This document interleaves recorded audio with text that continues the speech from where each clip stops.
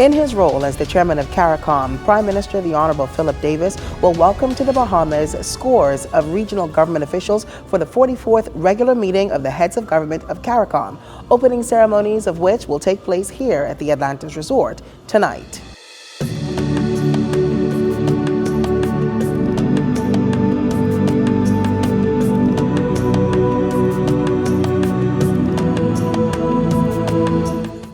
As you can see behind me, preparation for tonight's opening ceremonies of the 44th regular meeting of CARICOM is well underway here at the Atlantis Resort.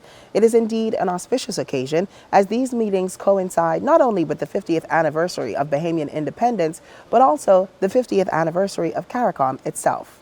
Over the next few days, regional and global leaders will convene here in the capital to troubleshoot some major issues impacting member states. Topping that list of issues is climate change. That's an issue which Prime Minister the Honorable Philip Davis has been championing both locally and internationally for the past several months. Also on that list, food security and irregular and dangerous migration, specifically as it relates to the conditions in Haiti and the impact that that issue has been having on CARICOM member states. Stay with us. A closer look continues live from CARICOM in just a few minutes.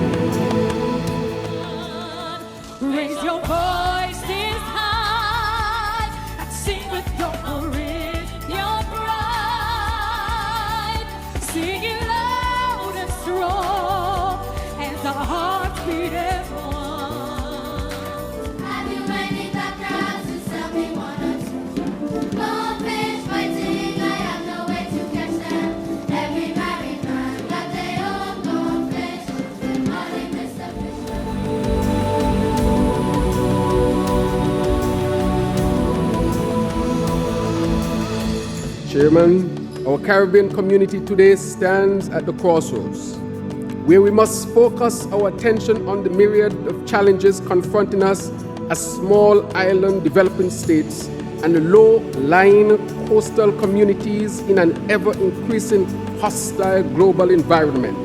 Our challenges are well known to us.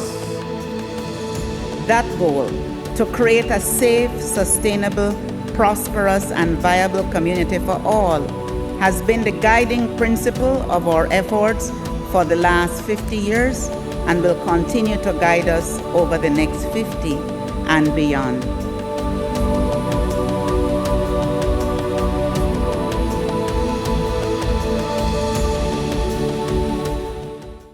Hello, Rabs. I'm here with Carlisle Bethel. And can you just tell me, why is this meeting for CARICOM important?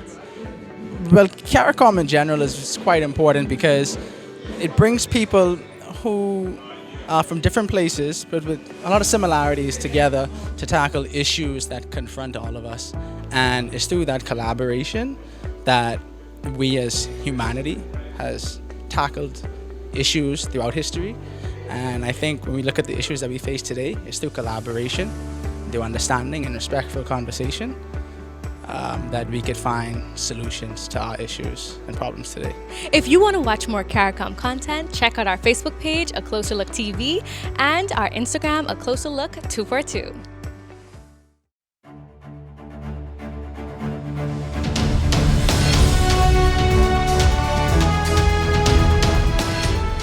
The 44th regular meeting of CARICOM heads of government took place here at the Bahama Resort this week and brought together regional and global authorities to discuss the issues pertinent to the region and all CARICOM member states. Let's take a look. The 44th regular meeting of CARICOM heads of government officially opened here in the capital last week.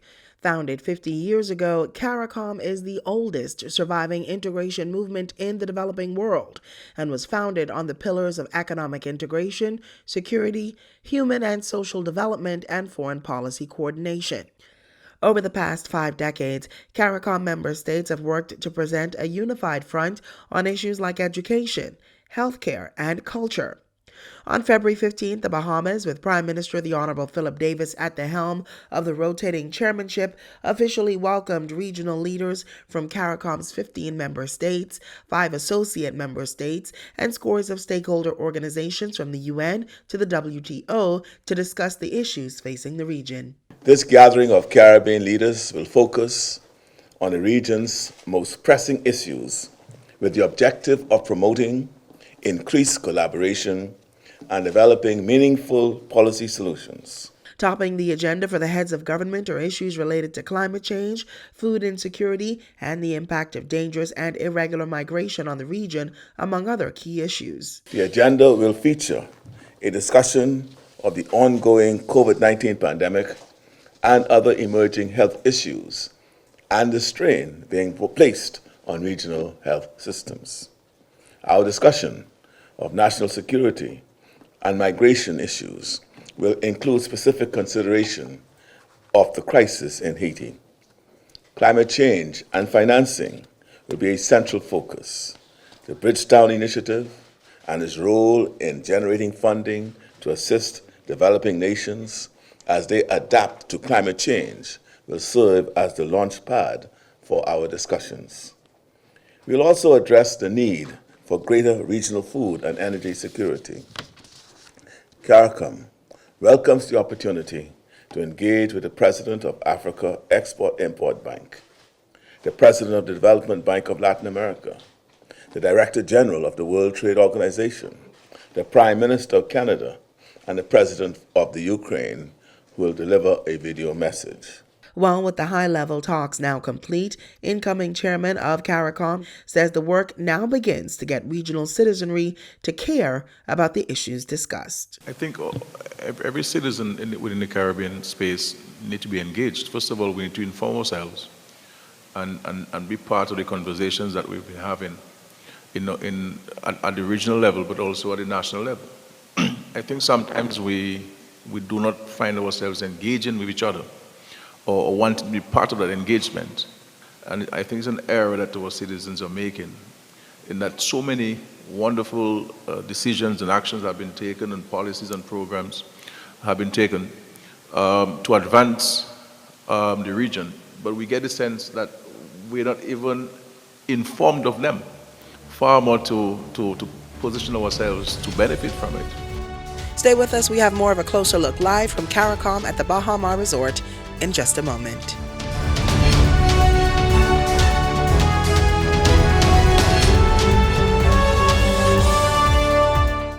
Hello Bahamas, I'm Catherine Gomez and I'm here with Tej Adderley, who is the Foreign Affairs Officer. Now, can you tell us a little bit about your role here at the 44th CARICOM meeting?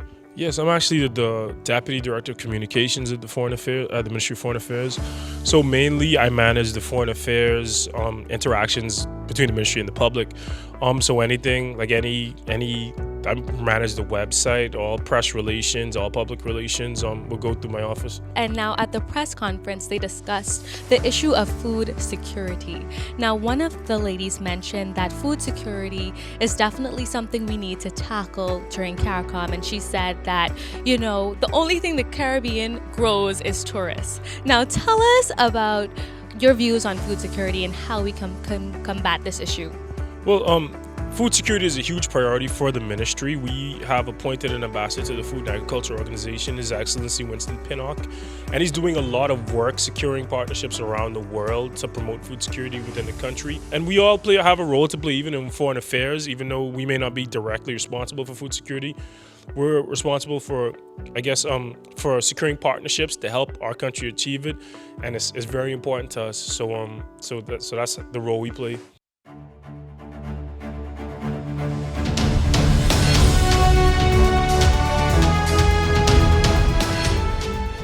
Welcome back. The issue of food insecurity continues to be a major concern for the global community. Here at home, officials are looking for ways to ensure that Bahamians continue to have access to food that is both safe and healthy. At CARICOM this week, the discussions took center stage. Let's take a closer look. As a bloc of nations, the Caribbean region has a well-established reputation for providing premier travel experiences for visitors across the globe.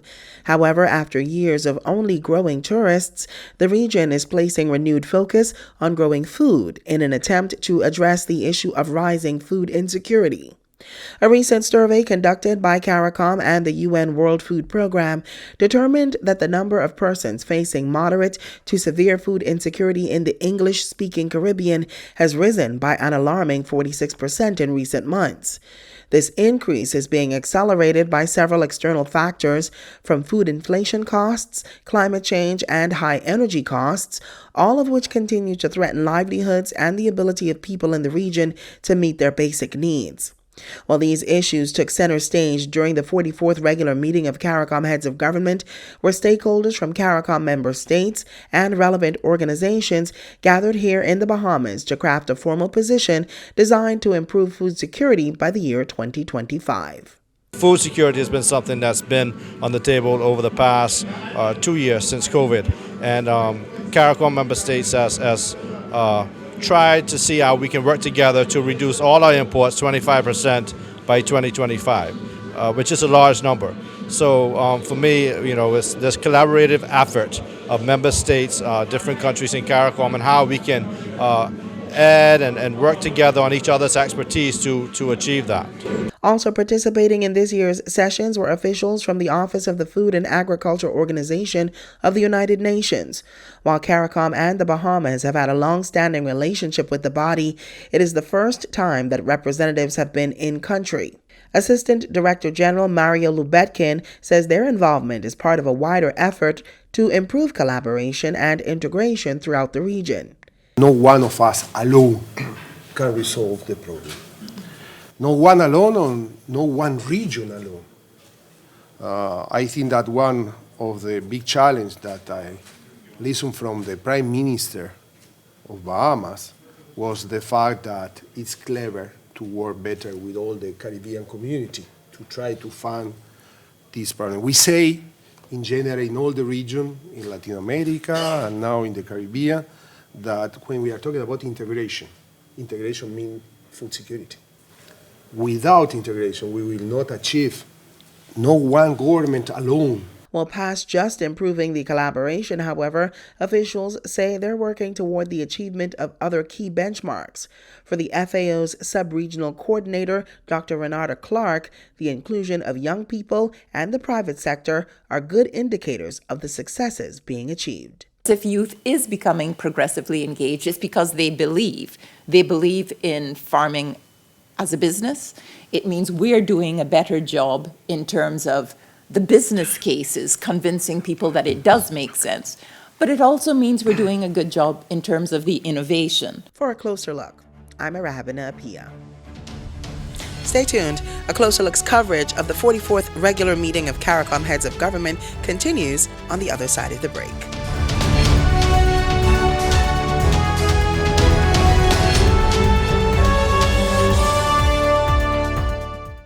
Hello, Bahamas. I'm Catherine Gomez, and I'm here with Zanzi Bethel, Ethan Knowles. And can you guys just tell me a little bit about your role here at the 44th CARICOM meeting?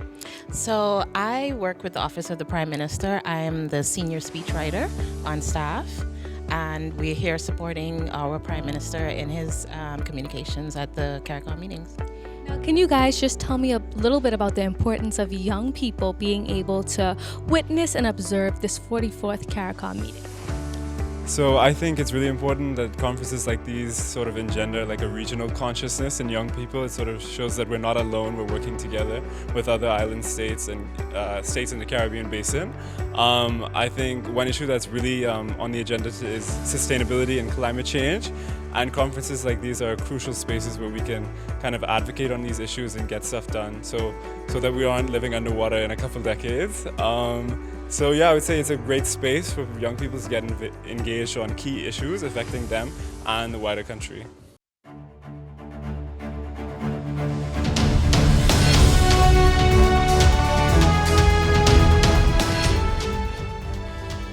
Welcome back.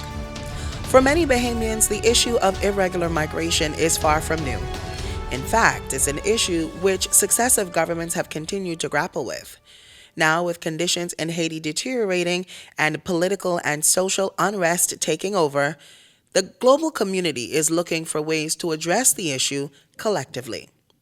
Coming out of this year's 44th regular meeting of CARICOM, several commitments were made regarding this very issue. Let's take a look at what regional leaders are saying. Deteriorating conditions in Haiti was an area of focus for Caribbean heads of government last week, sparked by the assassination of that country's former president. The ongoing socio-economic and political crisis has been marked by rising energy prices, as well as protests and widespread civil unrest against the government of Haiti. Most recently, the rise of armed gangs has made an already untenable situation worse. Citizens have continued to flee the country in search of safer conditions, while those remaining have had to contend with outbreaks of cholera, shortages of fuel and clean drinking water, as well as widespread acute hunger. Well, it's against this backdrop that the 44th regular meeting of CARICOM got underway here in the Bahamas under the auspices of regional leaders as well as officials from the United States and Canada to discuss the impact of the ongoing unrest on the regional and global community. The Bahamas, meantime, has been one of several countries in the region dealing with what has seemingly been a consistent flow of migrants out of Haiti. Foreign Affairs Minister Fred Mitchell spoke with our team at the opening ceremonies of this year's meetings to provide an overview of the way forward. Haiti is in political trouble, and there have to be short-term, medium-term, long-term solutions. So that's going to involve CARICOM, that's going to involve the Canadians, that's going to involve the Americans. And all of those people are gathered here over the next 2 days, and they'll be discussing what to do. Bahamas has already committed 150 troops to the effort, whatever effort the United Nations sanctions. Jamaica has also said 150 as well. The Canadians are waiting to hear what kind of support CARICOM can give, and the Americans will give logistic and financial support. But the end of the day is there has to be a political solution in Haiti, and nothing can happen until that's really resolved. Now, during the talks at CARICOM, Canadian Prime Minister Justin Trudeau was among those leading discussions regarding a course of action in Haiti.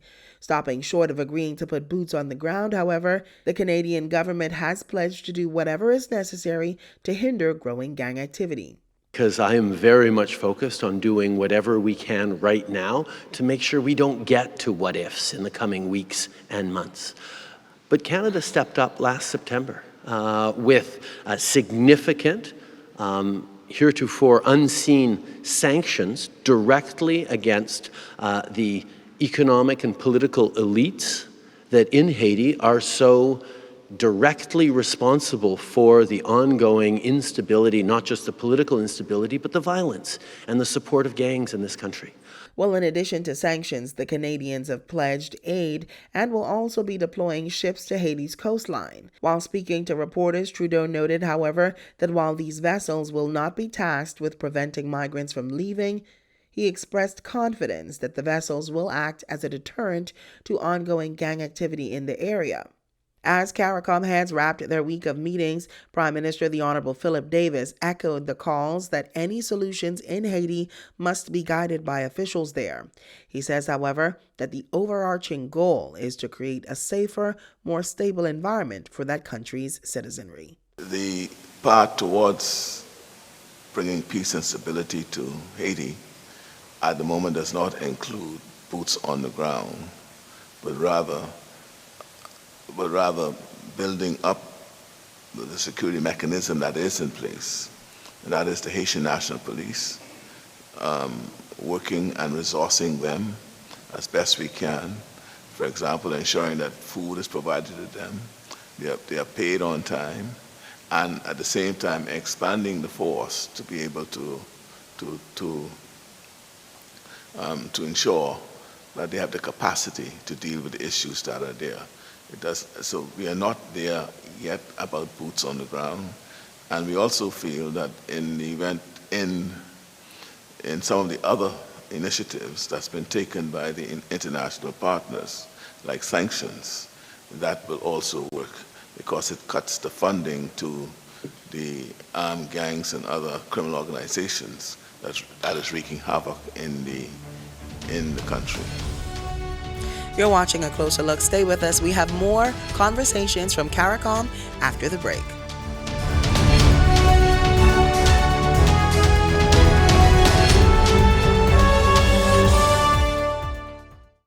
Hello everyone, I'm Catherine Gomez and I'm here with Kenneth Wallace Whitfield, and I want to talk about CARICOM. Why is CARICOM so important? Well, CARICOM is important because it's a grouping of countries with a similar history who have common interests, who come together to work together at a high level, at various levels, on a regular basis, and to find a way forward for many issues that impact us all at different levels, but impact us collectively. And it's also important for us to move as a unit.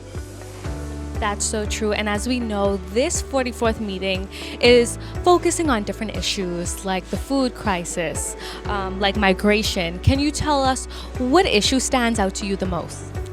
Well, honestly, I think all of the issues stand out. I think, and as governments know, we have to chew gum and walk at the same time. We have to be able to address multiple crises all at once.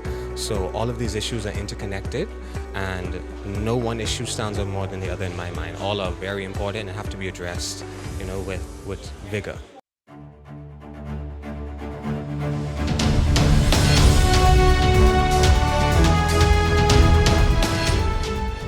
Welcome back.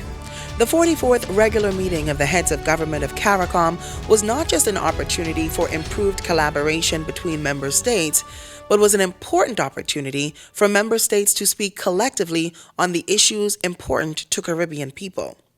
Attorney General Ryan Pinder spoke with the Closer Look team about the importance of this conference for the Bahamas and for the region as a whole. Let's take a look. For the past 50 years, CARICOM has acted as a regional unifier, giving its member states the opportunity to collaborate with and learn from one another.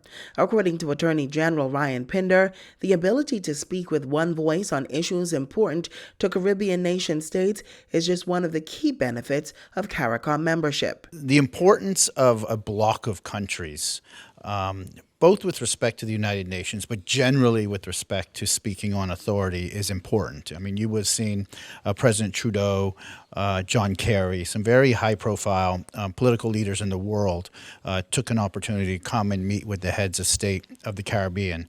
And they would only do so if they valued the opinions and the input of the heads of state.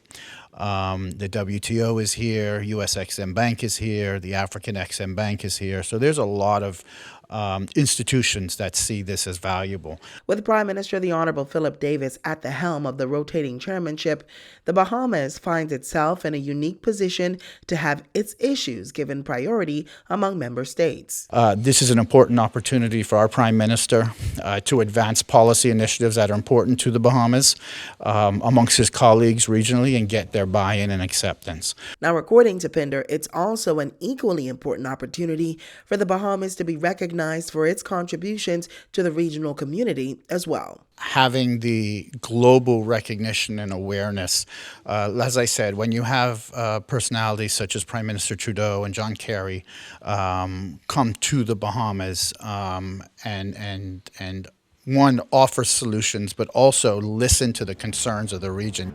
Stay with us. We have more of A Closer Look live from CARICOM at the Bahama Resort in just a moment.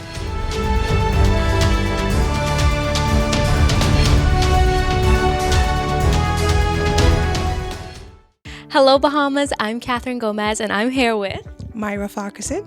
And can you tell us a little bit about your role at this 44th CARICOM meeting?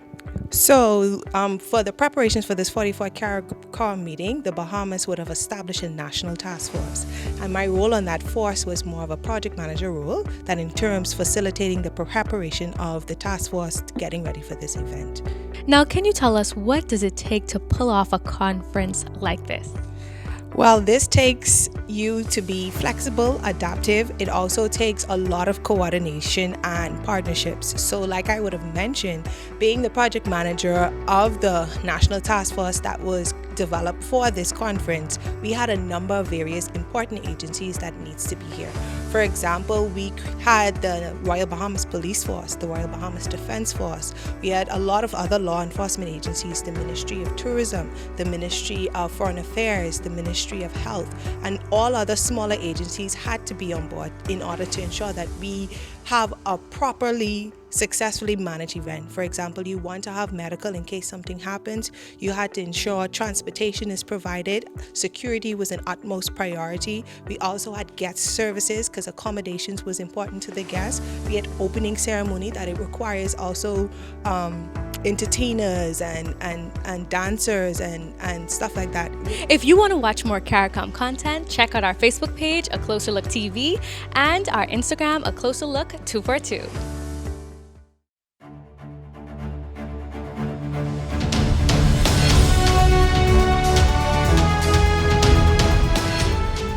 Welcome back. With the Bahamas at the helm, regional heads of government from Jamaica to Barbados, from Guyana to Grenada, from Bermuda to Belize and beyond have been hard at work for the past 3 days to raise the regional and international consciousness about issues facing CARICOM member states.